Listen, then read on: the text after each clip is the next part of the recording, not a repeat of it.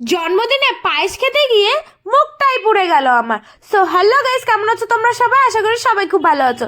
জন্মদিনের সকালবেলা দেখো ঘুম থেকে উঠে কিন্তু মা বাপিকে দুজনকে প্রণাম করে নিলাম, তারপরে ঠাকুরকেও প্রণাম করে নিয়েছি। আর বসে বসে বোনদের সাথে গল্প করছিলাম, আর মা দেখি হট করে সকালবেলাতেই পায়েস নিয়ে চলে এসছে, আর এই গরম পায়েসটা আমার হাতে দিয়ে দিয়েছে। আমি তো এত গরম ধরতেই পারছিলাম না, লাস্টে আমি নিচে রেখেই দিয়েছি। আর মা দৌড়ে দৌড়ে চামচ আনতে গেছিলো যে সকালবেলাতেই পায়েসটা খাইয়ে দেবে, কারণ রাত্রেবেলাতে পায়েস আর আমার খেতে ইচ্ছা করে না, অনেক আইটেম রান্না হয়। আমার মা না পায়েসটা দারুণ রান্না করে। এই যে মা দেখো চামচ নিয়ে চলে এসছে, এবার ফার্স্ট গালটা আমাকেই দেবে। আর প্রথম যখন দিল আমার তো মানে এত গরম লেগেছে কি আর বলবো। লাস্টে বললাম যে তুমি একটু ফু দিয়ে দাও, তো মা ফু দিয়ে দিল, তখন আমার পায়েসটার টেস্ট দারুণ লেগেছে। তারপরে বোন খাইয়ে দিল। আর এই যে আমার ছোট বোন যখন খাইয়েছে, ও যে এত বদমাইশি করেছে, একটু ফু দেয়নি, পুরো গরম এক চামচ পায়েস দিয়ে দিয়েছে, ওতে আমার জিভটা পুরোই পুড়ে গেছে। আর এই যে দুপুর বেলা স্নান করে ওঠার পরে দেখি মা এখানটাতে করেছিল বেগুন ভাজা, তার সাথে ডিমের তরকারি, আর আমার প্রিয় হচ্ছে পেঁয়াজি, তো সেটা দিয়েই দুপুর বেলাতে ভাত খেয়ে নিয়েছি। বেশ ভালোই রান্না করেছিল। আর তারপরে কিন্তু আমি চলে গেছিলাম মাসি বাড়িতে অমিতের সাথে, তো সেদিনকে মাসি বাড়িতে সেলিব্রেশন হয়েছিল। আর তারপরে যেদিন বাংলাতে আমার জন্মদিন হয়, মানে ফাল্গুন মাসের 4 তারিখ, সেদিনকে হচ্ছিল বাড়িতে। এই দেখো মা কত কিছু রান্না করেছে, এক কড়াই পুরো চিকেন কষা, তারপরে এখানটাতে ফ্রাইড রাইসের সব কিছু ভাজছিল, মা রান্না করছিল বসে বসে, তোমাদেরকে একটু হ্যালো করে দিল। আর ঘরে এসে দেখি বোন এখানটাতে ঘর গোছানো স্টার্ট করে দিয়েছে। আর আমার মেজো বোন গিয়ে দেখো কেক কিনে নিয়ে এসেছিল, তোমাদেরকে একটু দেখিয়ে দিই। দেখো কেকটা কিন্তু দেখতে বেশ লাগছে, একদম পুরো রেড। আগের দিন পুরো চকলেটের ছিল, তাই আজকে পুরো রেড ভেলভেট কেক নিয়ে এসেছে। আর এখানটাতে বসে বসে উনি ফোন দেখছিল। আমি ওকে বারবার বলছিলাম যে তুই একটুখানি রেডি হ, কারণ এখনই সেলিব্রেশনটা হবে। আর এদিকে আমাকে দেখো সবাইকে রেডি হতে বলে নিজেই রেডি হয়নি। তো চলো বকবক না করে নিজে রেডি হয়ে আসি। দেখো আমি রেডি হতে গেছে, আর আমার বোন এখানটাতে ঘর গোছানো স্টার্ট করেছে, ওনাকে এখন ডান্স করবে। আর এই যে আমি কিন্তু রেডি হয়ে চলে এসেছি, আমাকে কেমন লাগছে অবশ্যই কমেন্ট করে জানাবে। রেডি আর কি হয়েছি, জাস্ট একটা ড্রেস পরেছি আর লিপস্টিক পরেছি।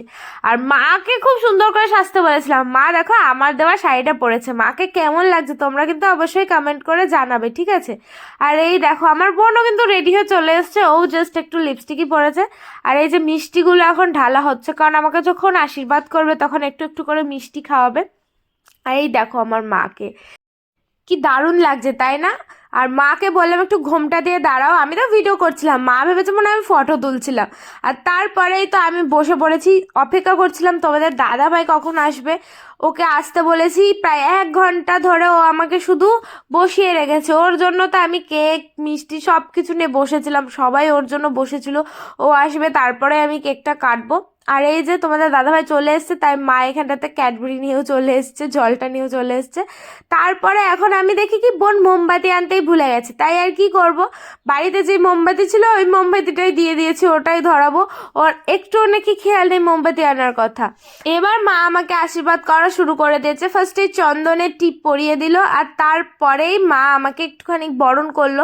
তোমাদের বাড়িতে এরকম ভাবে বরণ করে নাকি জন্মদিনের দিন, আমাকে কমেন্ট করে কিন্তু জানাবে। আমাদের বাড়িতে এই নিয়মটা আছে। তারপরেই মা আমাকে মিষ্টি খাইয়ে দিল। তারপরে যখন বাপি আশীর্বাদ করছিল, আমি তো কেকটা ঢেকে বসেছিলাম, কারণ যত ধান ধুপো আছে সব কেকের ওপরেই পড়ে যাচ্ছিল। দেখো আমি তো কেক নিয়ে ব্যস্ত ছিলাম, আর বাপি এদিকে আমাকে জলটা খাইয়ে দিল। আর তারপরে এখন হবে কেক কাটা। এই যে আমি মোমবাতিটা কিন্তু নিভিয়ে দিয়েছি, সবাই ক্ল্যাপিং করছিল দেখে আমিও আনন্দে দেখো ক্ল্যাপিং করা স্টার্ট করে দিয়েছি। আর তারপরেই দেখো আমার বোনরা হুমড়ি দিয়ে চলে এসছে, একবারে আমার হাত ধরে কেক কাটাবে। তো কেকটা কাটার পরে আমি সবাইকে একটু একটু করে কেকটা খাইয়ে দিলাম। খাইয়েছিলাম বাপিকে, তারপরে মাকে খাওয়ালাম। এবার আমার ছোট বোন দেখবা কি করে, ও তো একটা বিশাল বড় হা করেছে, মানে ওর মুখে যতটা কেক ঢুকবে ততটাই খেয়ে নেবে। তারপরে বোনকে খাওয়ানোর পরে তোমাদের দাদা ভাইকে ডাক দিলাম, কারণ ও ক্যামেরা করছিল। আমি বললাম যে আয় কেকটা খাইয়ে দিই। তারপরে এদিকে তো আমার বোনরা আমাকে কেক খাওয়ানোর জন্য ব্যস্ত হয়ে গেছিলো, দেখো যে যা পেরেছে কেক দিয়েই যাচ্ছিল আমাকে। আর তারপরে ফাইনালি এখানটাতে আমরা খেতে বসে পড়েছিলাম। আর সবার জন্য যে প্লেটে ফ্রাইড রাইস বেড়েছিল, আর শুধু আমার প্লেটেই দেখো 5 রকম ভাজাভুজি ছিল। আমি তো ভাবছিলাম এত এত করে ভেজেছে, আমি ফ্রাইড রাইস খাবো না ভাজাভুজি খাবো। আর তারপরে মা এখানটাতে কিন্তু চিকেন নিয়ে চলে এসছে। আরে দেখো তোমাদের দাদা ভাই আমাকে পেঁয়াজটা দেওয়ার চেষ্টা, যেহেতু মাংস হয়েছে পেঁয়াজ না হলে জমে, তাই না বলো তো? মাংসটা দেখে জ্বালব লাগছে না আমার। এই যে মা মাংস নিয়ে এসেছিল, কিন্তু কি দিয়ে দেবে সেটাই নিয়ে এসেছিল না, তাই তাড়াতাড়ি করে নিয়ে আসলো আর সবার ফার্স্টে তোমাদের দাদা ভাইকে দিয়ে দিয়েছে, যেহেতু জামাই মানুষ। আর তারপরে একে একে আমাদের প্লেটেও দিয়ে দিয়েছে। আর এখানটাতে আমার বোন দুটো তো বসা নিয়ে ঝামেলা শুরু করেছে যে কে কোন পাশে বসবে, কে দাদা ভাইয়ের পাশে বসবে। আর আমার প্লেটের অবস্থা দেখো, দেখো কি কি ভাজাভুজি রয়েছে, তোমাদেরকে আমি পরে দেখো। আমি যতবারই ক্যামেরা করছি তোমাদের দাদা ভাই তো হেসেই যাচ্ছে। আর হাসার একটা মূল কারণও আছে। আমার মেজো বোন কি জানি একটা বলেছিল, সেটা আমার ঠিক এখন মনে পড়ছে না, কিন্তু খাওয়ার সময় দারুণ মজা হচ্ছিল। ও খালি উল্টোপাল্টা বক বক করে যাচ্ছিল পাগলের মতো।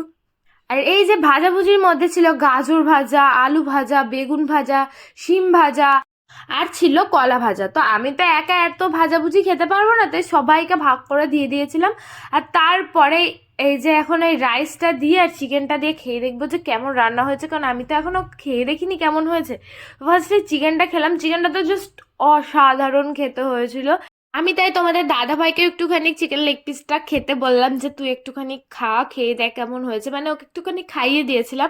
আর তোমরা সকলেই জানো যে লেগ পিস হলে আর কিছু চাই না। লেগ পিস খেতে কে কে ভালোবাসো আমাকে কমেন্ট থেকে জানিয়ে দিও তো। তারপরে আমরা সবাই একসাথে এখানে খেতে বসে পড়েছি, খুব আড্ডাই আর কি করতে করতে। তো আজকে ভিডিওটা কেমন লাগলো জানিও, ভালো লাগলে